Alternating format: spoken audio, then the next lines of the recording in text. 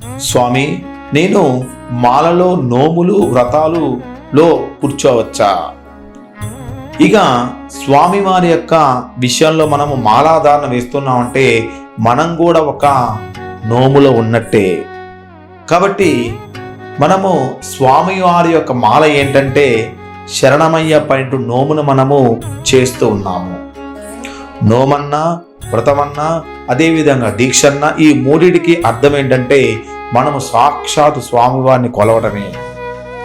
కాబట్టి మీరు నోముల మీద వ్రతాల మీద ఖచ్చితంగా మీరు కూర్చోవచ్చు. అదేవిధంగా ఆ స్వామివారికి సంబంధించేటువంటి వ్రతాన్ని నోమును మొత్తం కూడా పరిపూర్ణంగా చేసుకొని మీ దగ్గర ఉన్నటువంటి స్వాముల్ని ఖచ్చితంగా మీ గురుస్వామిని పిలిచి వారికి సన్మానాలు సత్కారాలు చేసి మంచి మోక్ష మార్గాన్ని పొందినట్టయితే స్వామివారి యొక్క అనుగ్రహంతో పాటుగా మీరు ఏదైతే నోము చేస్తున్నారో ఏదైతే వ్రతం చేస్తున్నారో ఆ దేవుడి యొక్క అనుగ్రహాన్ని మీరు పొందడానికి అవకాశం అనేది ఉంటుంది. స్వామియే శరణమయ్యప్ప.